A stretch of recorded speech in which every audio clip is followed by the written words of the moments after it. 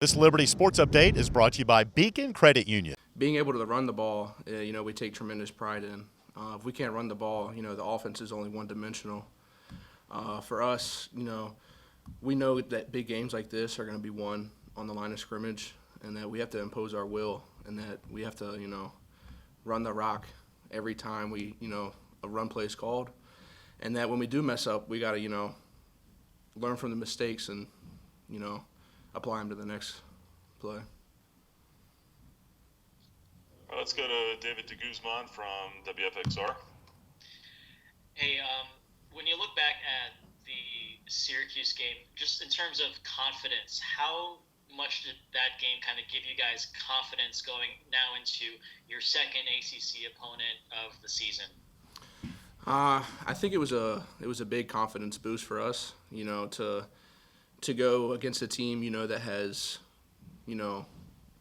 bigger, talent and strength, and for us to go in there and to be able to run the ball effectively, it's a big confidence boost. But at the same time, we can't let that, define our confidence. We still have to get better each day. And, Syracuse, we ran it well, but we got to be able to run it well this week too. All right, next let's go to Connor O'Gara from Saturday Down South. Nailed it.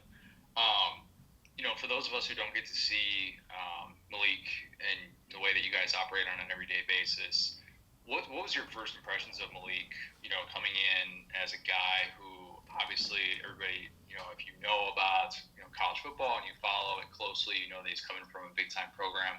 I got to imagine you guys kind of size him up early on, kind of figure out what he's like. What early impressions did you get of him?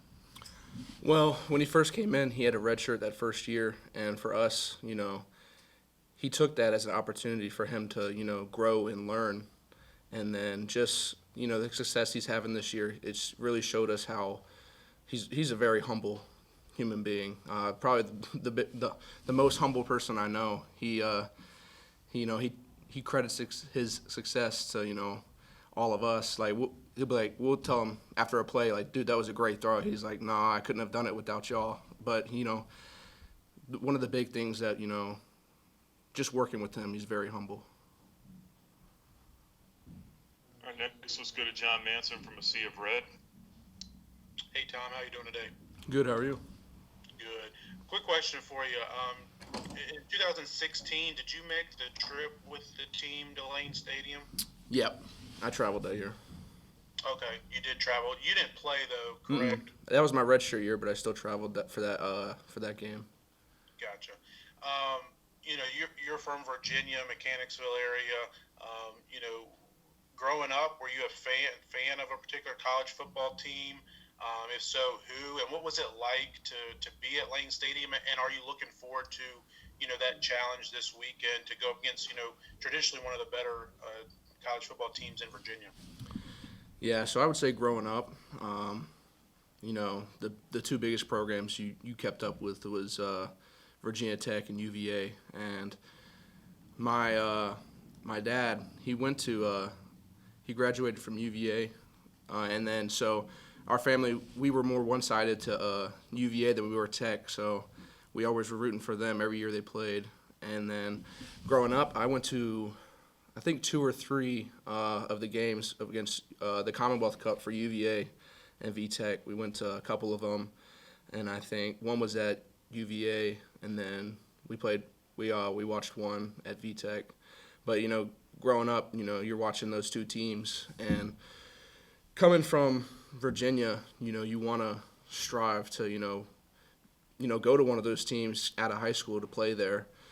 And, I never got the looks that I wanted out of high school, but, being able to go there and play this weekend is big, to show them that, Liberty, still they need to be in the conversation for, football in Virginia. Let's go to Damian Sordelette, and then we'll go back to Connor. Hey, Tom, in your 2 road games this year, you guys have rushed for an average of 346 yards. You had, 354 at Western Kentucky, then 338 against Syracuse. Is there just something about playing on the road and wanting to establish the run game that has been a factor in what you guys have been able to do?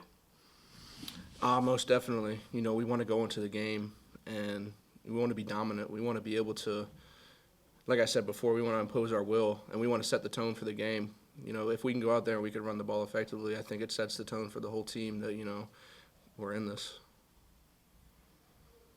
Let's go to Connor, and then we'll go back to John.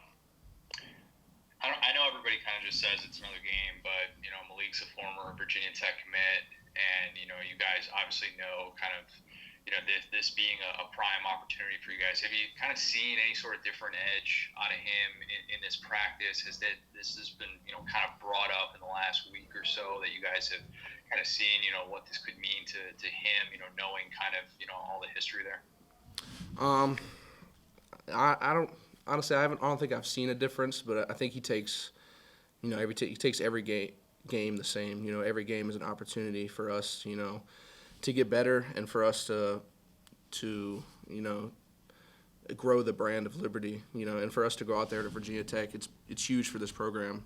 To go out there and beat them. It's huge for this program that we can be able to go out there and say, we're the best team in Virginia.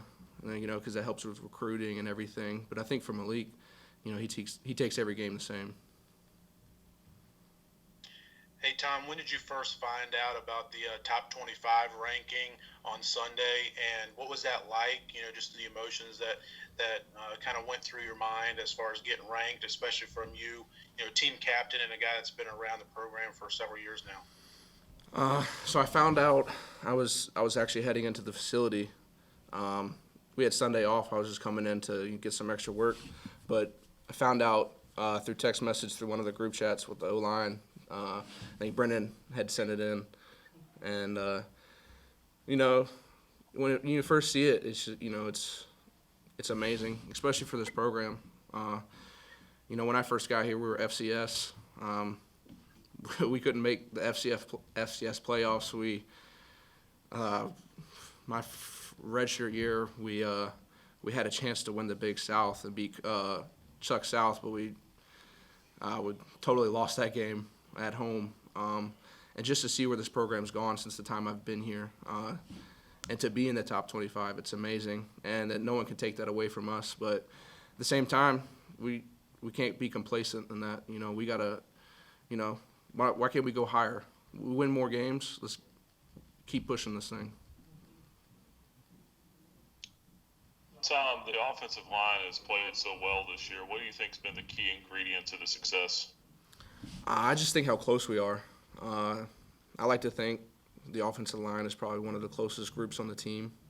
We're not scared to tell people. In our own group, we're not scared to hold people accountable for certain things. If someone messes up, we don't have to get on them as hard because they know they messed up, and everyone wants the best for everyone, so we all go out there and just play as a unit. And for us to be so close, I think that the unity helps a lot.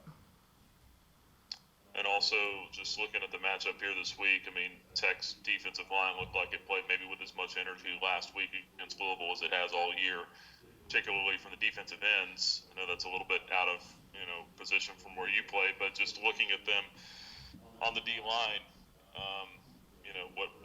what are the challenges they present from a matchup standpoint? They're definitely you probably look at the roster. They're probably a little bigger than us, a little stronger than us. Probably maybe a little even faster than us, but we've gone through games like that before. It just comes down to everyone doing their job and doing it, each and every play. Coach Freeze has challenged us this week, just to take each play and then use 6 seconds of, an insane amount of courage for 80 plays, and we'll like the result at the end of the game when we do that, because that's what it's going to take. We have to go out there, and impose our will every play.